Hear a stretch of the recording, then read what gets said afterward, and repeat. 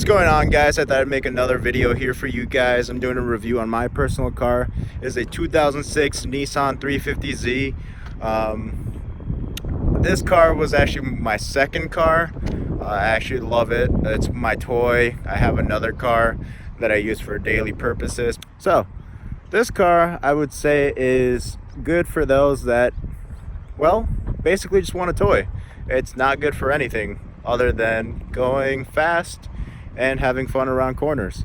It's a rear wheel drive car. For me personally, I live in Minnesota. It's not good in the snow. You're basically going to find yourself in a ditch as soon as you want to drive it out in the snow. So I've had this car for about almost 3 years now.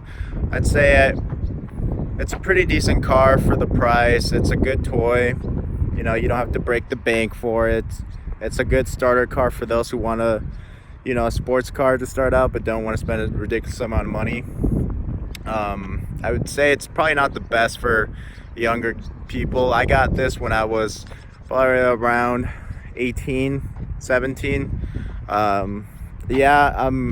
mean, I was young at the time, but I would say I'm more on the mature side. A lot of people don't measure the consequences when it comes to having a sports car. A lot of times they just want to go fast. They don't care for rules and traffic and actually abiding by the laws. It's never good to just cut people off and just speed 100 going all the time. And honestly, when you're young, that's all you want to do. And some people just can't control it. But if you're one of those people that does have some self-control, I'd say it's definitely a fine car. Start out, get some more experience, go little by little, and get more comfortable with the car before you go and do a lot else with it. So I'm gonna show you the car now. I guess I'll just go over what it is. I did a few different changes, so it's not completely stock. You'll see that. I know you guys have seen it from my other previous videos of some of the things I did to it. But let me know if you like them. Let me know if you don't. Whatever. And make sure to give a like to the video and subscribe. So here it is, guys. I'm gonna flip the camera here and kind of show you and go over the car.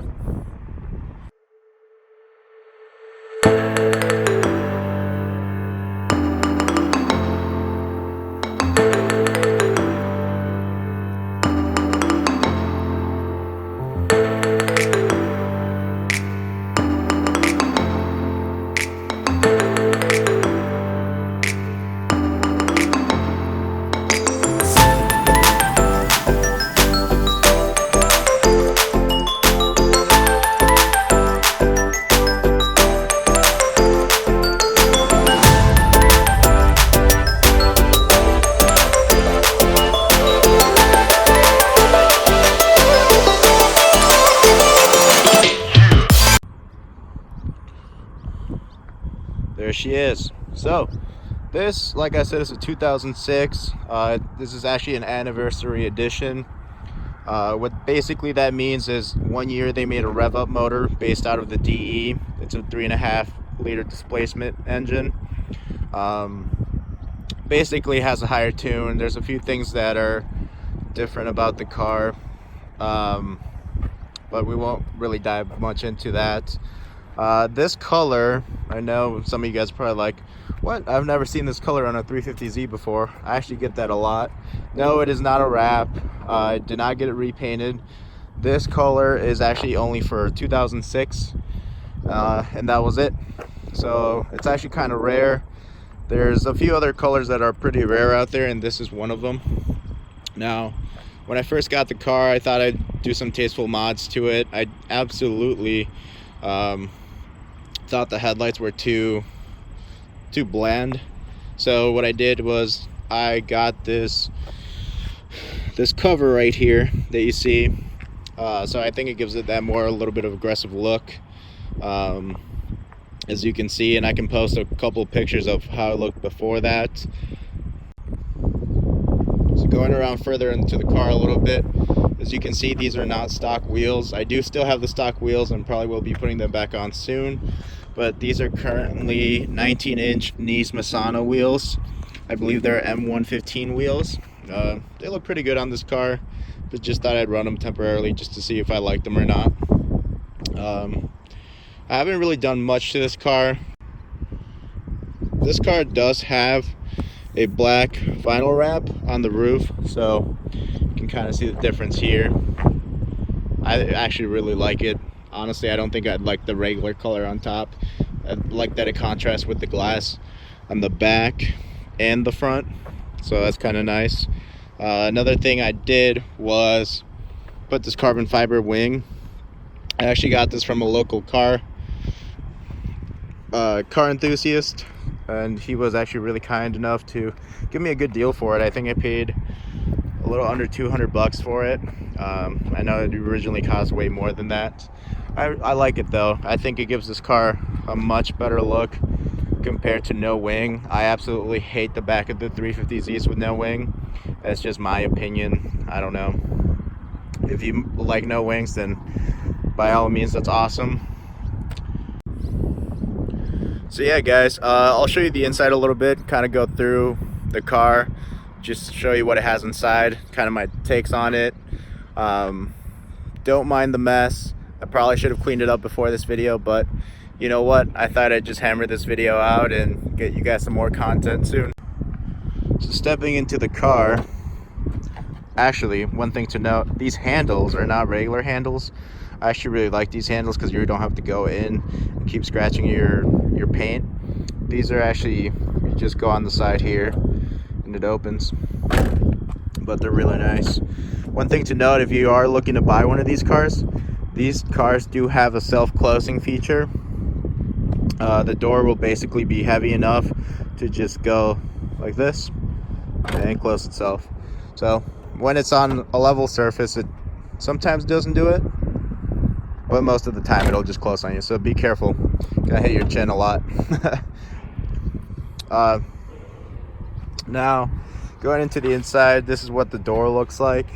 Nothing too extravagant. You just have your lock and unlock and basically the window and the window control to go up and down. Now I have these fans, can move them around. Now I really like these fans because you can go any direction you want them to. They fully spin, close them, open them, whichever direction you want. Now if you guys look closer here, you see all these scratches. Yeah, well, Nissan decided to use some really shitty paint, and I'm sure a lot of you can relate that have 350Zs out there. Yeah, it's really shit. Like even around here you can see, and this easily happens. Like you take your fingernail, you go like this, there's a new one. See, it's super easy to do. Not all the plastics are completely bad. The ones you see down here are pretty resilient, not too bad. So you got a nice little Z logo here. And a little cool thing that a lot of people don't know is that if you look closely at the vent, it has a Z in it. I thought that's pretty neat. So as you can see, the inside is not particularly extravagant. It doesn't have a glove box down here, just to note. It does have, however, a credit card holder. I think that's what that's for, but you never know. So like I said, don't mind the mess. I'm sorry. I'll clean it soon, I promise. You basically have your middle console here, have a bunch of crap in there. 2 cup holders. It does all right. When you put a drink up here, it can kind of get in the way of the shifter, which can be annoying. I do have a little cubby up here as well, bunch of crap in there. And I actually did install a double din in here. That's so much better than the stupid stock radio. And we have a couple gauges up here. Now you have, I'll kind of go over those on the other side, might be easier. So we can go back here to the trunk and kind of show you inside. One thing to do note, there's a rear windshield wiper. I think it's fucking awesome. I know a lot of people take it out because they don't like the look, but honestly that shit comes useful. So I just opened up the trunk because I needed 2 hands for that, as you guys might have known from my other video on these struts.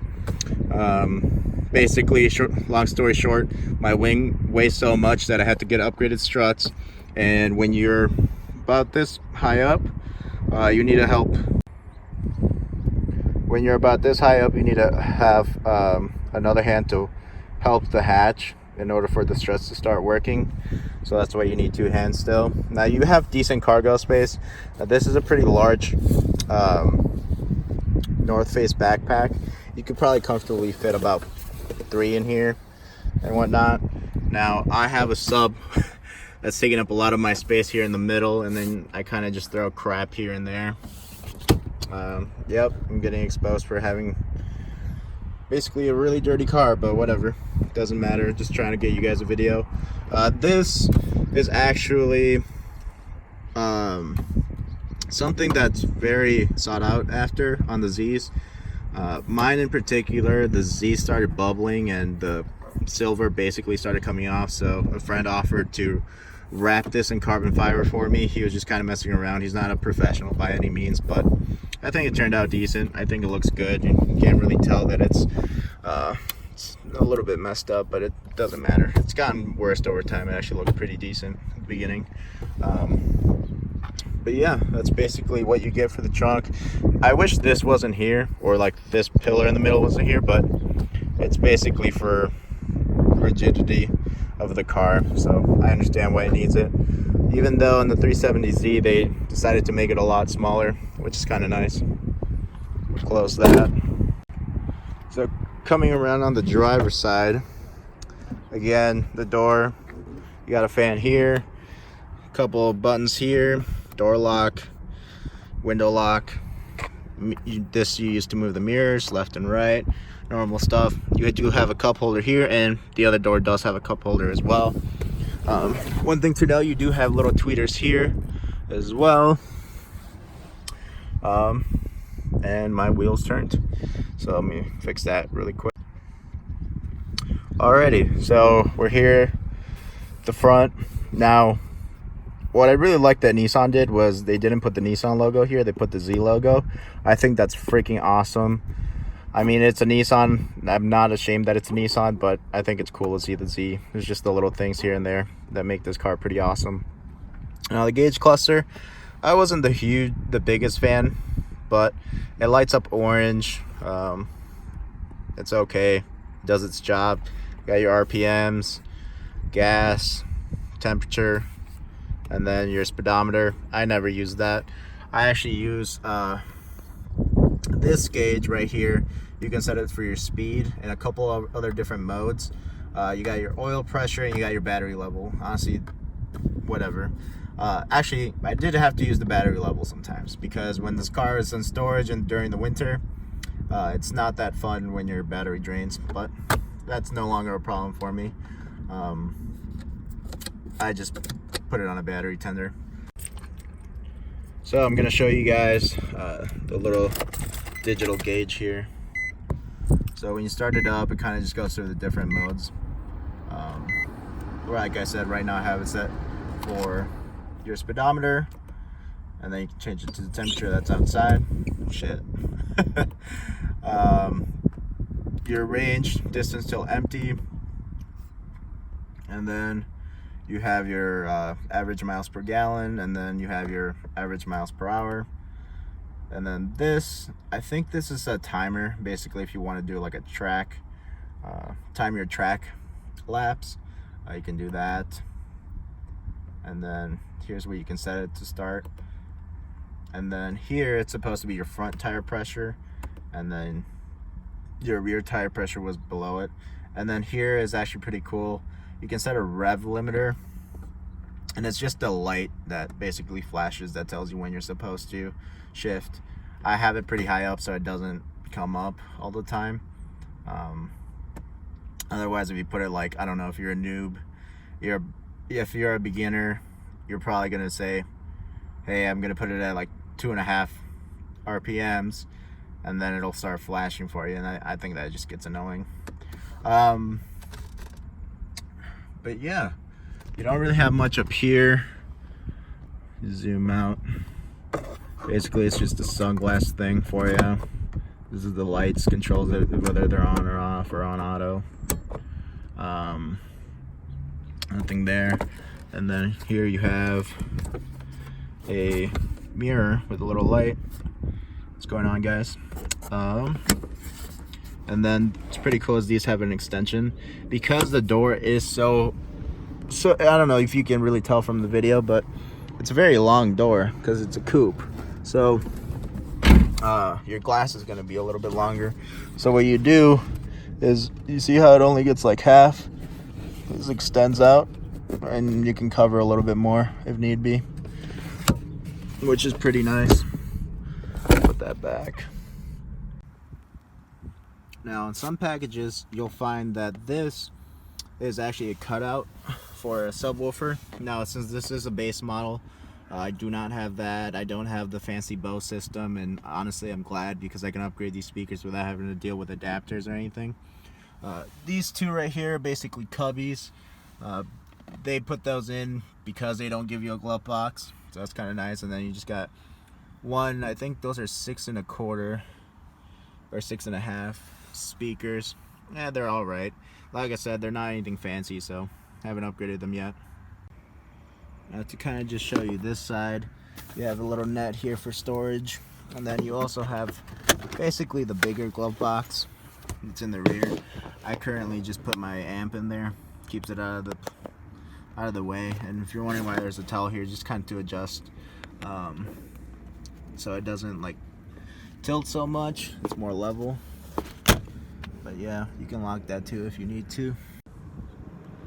But yeah, guys, I mean that's basically the whole car.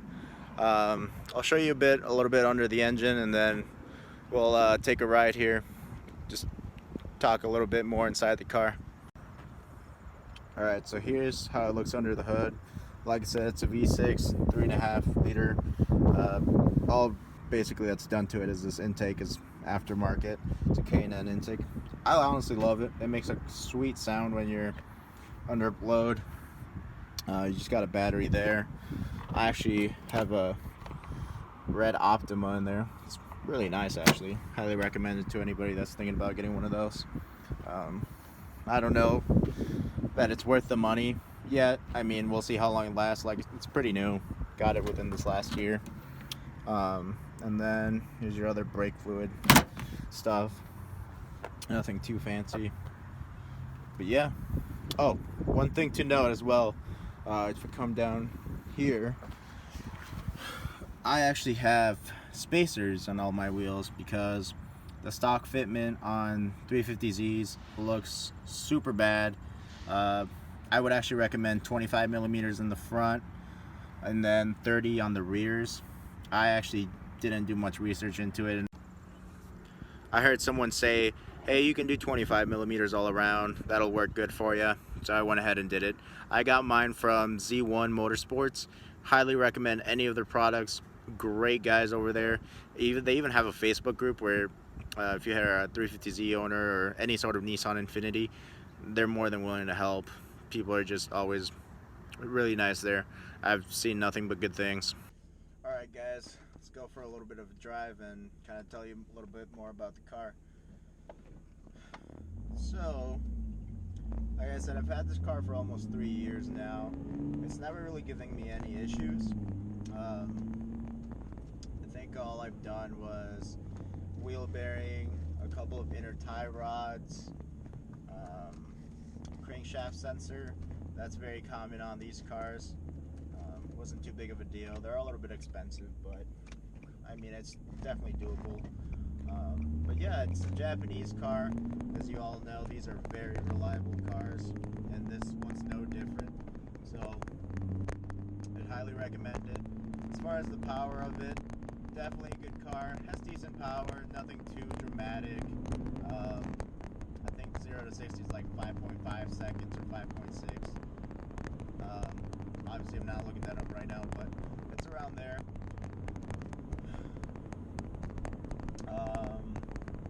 Yeah, so let's see, if I had to go back, and if I could go back in time, and, you know, would I buy this car again?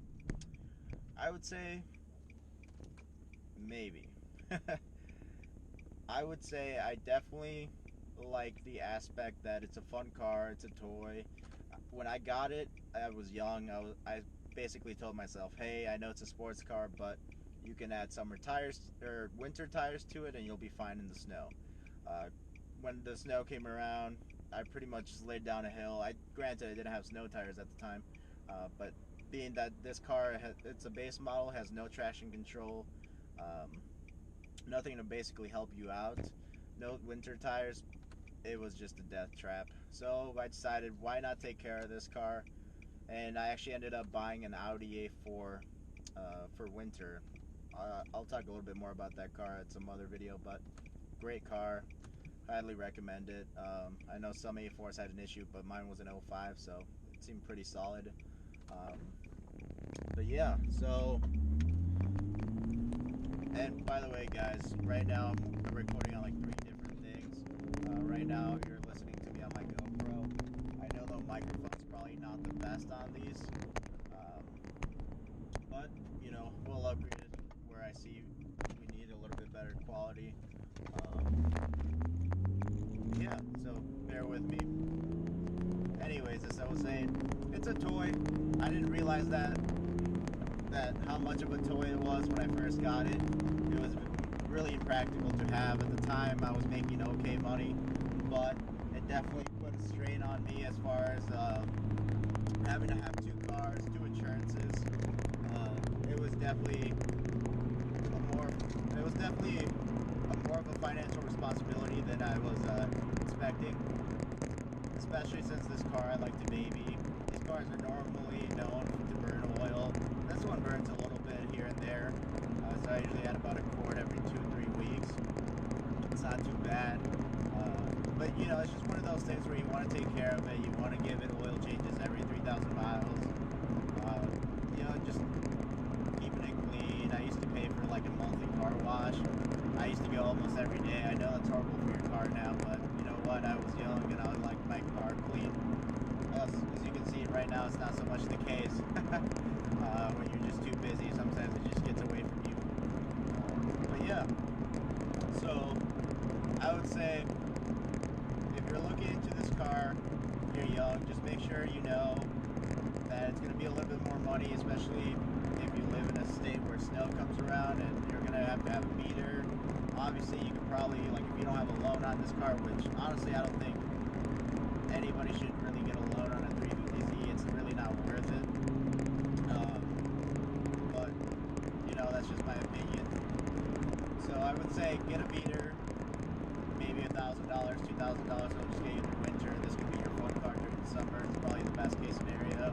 Now, if you live somewhere down south where you can drive this thing year round, oh, it's awesome. You know, like you could then just have your car, but what I would say is it's a little bit impractical based on the storage and how many people you can fit. It's only a 2-seater, so when you go out with your friends, just know you're basically always going to be driving and probably offer to drive someone else, but you're never going to just take one car.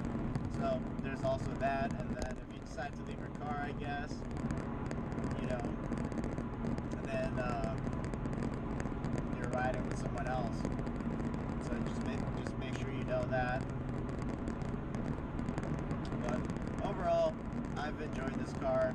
I'm never probably going to get rid of this car. It just doesn't make sense. I've had this car since around 62,000 miles. It has 88,000. It's going to get near 90,000 soon. I did daily drive this currently, but I won't starting next year. Well, I daily drive it during the summer only, because I just like to use the car. You know, I don't want it to sit when I'm paying all this money for it and I'm not even having fun with it. Like, there's no point in doing that. Alright, so you guys might be wondering, what's this car for, really? I would say it's someone who wants a cheap toy. You can really find these from like $10,000 and below. I mean, they're getting up there in mileage just because of the years that they were built. I believe it was from 03 to 08. So they were built there were quite a few years that they were built, so you'll still see them around. There's some people that keep them pristine and still below 50,000 miles, so those are a little bit rare to find. And honestly, I would say when coming to buy one of these, you have to be really careful that they didn't really beat on this car. I mean, you can tell from wear and tear. car, maybe there's no rust, was it garaged. Make sure you do your due diligence and get it inspected. A lot of people like to beat on these cars. I mean, they're toys. At the end of the day, that's what they are, that's what they're meant for, and people do it. So if you can find someone that's babied it, maybe took it on weekends out only, which I doubt it. It's not a fancy Ferrari, but you know, wish you all the luck. If you find a really good solid car, you're in great shape. Now, like I was saying, it's someone who just wants a cheap toy. If you're gonna just have it for daily purposes, to go out, get groceries, I mean, but yeah, you can get groceries in this, but you're probably gonna find a little bit more space on a sedan. Now, if you're also probably looking at this car saying, hey, this would be a good project car, I can add a bunch of stuff to it, make it my own, you're absolutely right. The 350Z is one of those platforms that has so much aftermarket support, it's not even funny. Like, you can go to any site and find something for the 350Z. You can go to eBay, find tons, not hundreds of things for the 350Z, different variants, different suppliers, which is really nice when it comes to modifications, right? Now, I decided not to go too hard on that. I like more simple, kind of keep it more stock looking. I do plan on adding some carbon fiber parts to it, such as the mirror caps and then maybe the front lip at some point, but I'll probably end up changing it to the Nismo variant because I think the front just looks a little bit too simple as of right now, so I'm probably going to change it up a little bit. But yeah, no, definitely a great project car. But yeah, guys, that's pretty much about it. If you guys have any questions, don't hesitate to leave a comment down below. And like, this is my first review. I'll probably change the format of it quite a bit. Just let me know what you think worked, what you think needs improvement, some shots you'd like to see.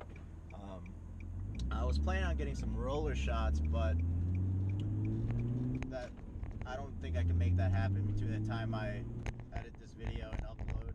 So maybe I'll leave it for another video, and just kind of make sure to follow the Instagram page, and you'll see a little bit more sneak peeks here and there.